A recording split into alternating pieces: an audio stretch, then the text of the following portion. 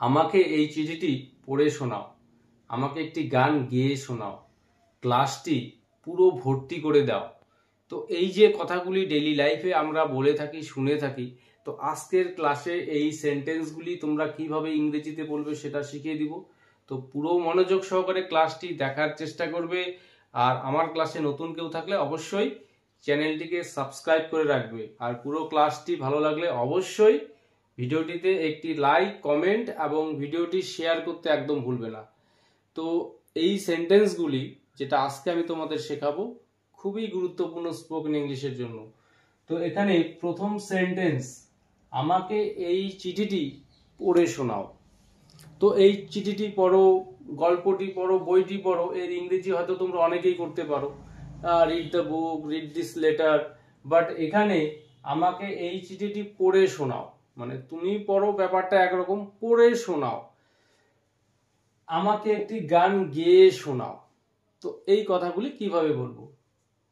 তো প্রথম সেন্টেন্স, আমাকে চিঠিটি পড়ে শোনাও। রিড দিস লেটার, আমাকে এই চিঠিটি পড়ে শোনাও। Read this letter to me, read this letter to me, অর্থাৎ এই চিঠিটি আমাকে পড়ে শোনাও। তো পরের সেন্টেন্স, আমাকে একটি গান গেয়ে শোনাও। তো এই সেন্টেন্সটাকে আমরা কিভাবে বলবো? Singh a song, Singh a song, অর্থাৎ একটি গান গাও। কিন্তু এখানে বলছি আমাকে একটি গান গেয়ে শোনাও। যদি কথাটাকে আমরা এভাবে বলতে চাই, তার ইংরেজি কি হবে? Singh a song to me. ঠিক আগের সেন্টেন্সটির মতো এখানে বলবো আমরা টু মি, অর্থাৎ আমাকে শোনাও। তো আমাকে এই চিঠিটি পড়ে শোনাও, read this letter to me, আমাকে একটি গান গেয়ে শোনাও, Singh a song to me. তো পরের সেন্টেন্স, আওয়াজ পুরো বাড়িয়ে দাও। তো আমরা বিভিন্ন সময় গান শুনে থাকি বা কিছু একটা প্রোগ্রাম শুনে থাকি টিভিতে, রেডিওতে বা কোনো মিউজিক সিস্টেমে, সেক্ষেত্রে বলছি সাউন্ড বা আওয়াজটা পুরো বাড়িয়ে দাও। তো এই সেন্টেন্সটাকে আমরা কিভাবে বলবো? Turn the volume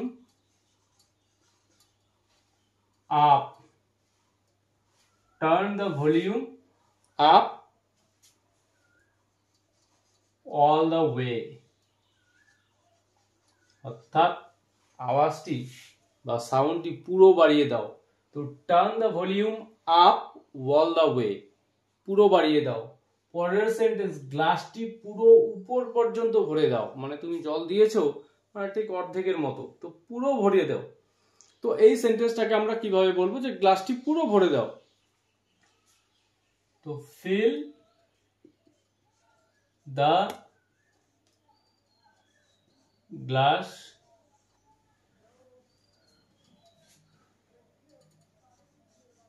all the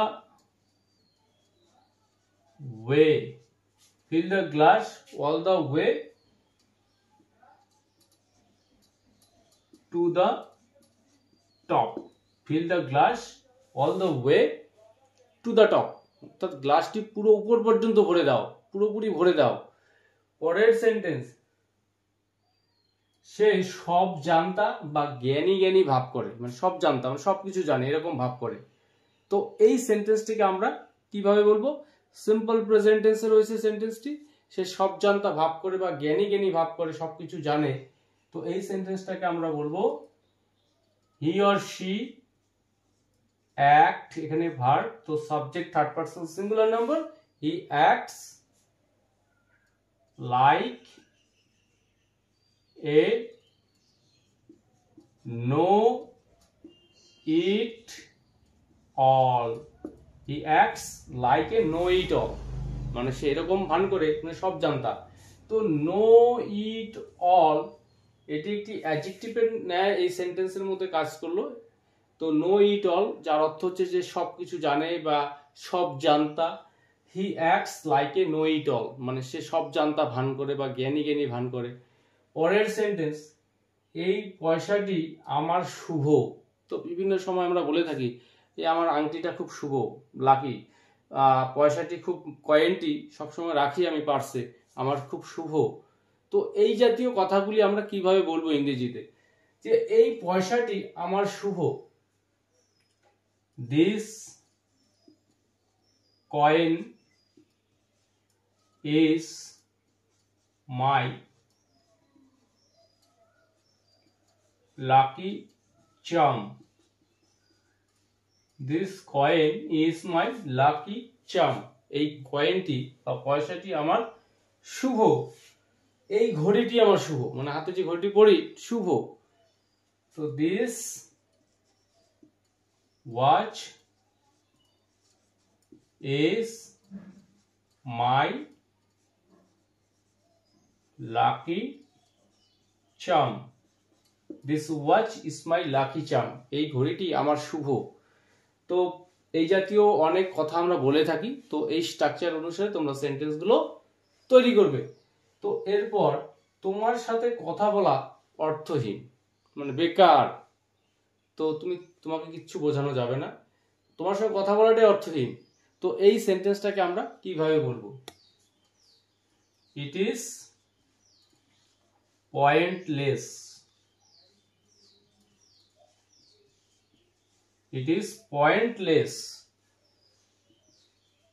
talking to you, it is pointless talking to you, তোমার সঙ্গে কথা বলাটা অর্থহীন, বেকার। পরের সেন্টেন্স, তুমি কথা বলার যোগ্য না বা যোগ্য নও। তো এই সেন্টেন্সটাকে আমরা কিভাবে বলবো, you are not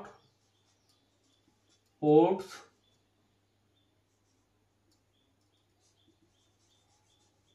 talking to, you are not worth talking to, মানে তুমি কথা বলার যোগ্য নও।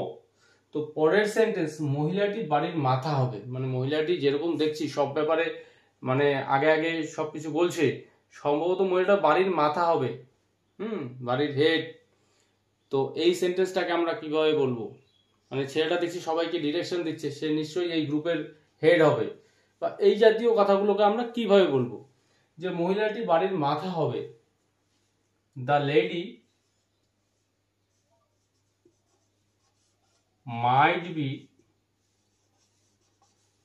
might be the head of, the lady might be the head, বাড়ির মাথা হবে, the lady might be the head of the family বলতে পারি, বা at home বাড়ির মধ্যে, at home মহিলাটি বাড়ির মাথা হয়ে থাকবে। তো এখানে থার্ড সেন্টেন্সটির মধ্যে ভলিউম স্পেলিংটি একটু মিস্টেক হয়ে গিয়েছে, এখানে তোমরা VOLUME লেটারটিকে অ্যাড করে নিবে। তো আজকের ক্লাসটি নিয়ে যদি তোমাদের কোনো প্রশ্ন থাকে, কোথাও কোনো বুঝতে অসুবিধা হয়ে থাকে, অবশ্যই কমেন্ট করে জানাবে, আমি তোমাদের প্রত্যেকটি প্রশ্নেরই উত্তর দেওয়ার চেষ্টা করব।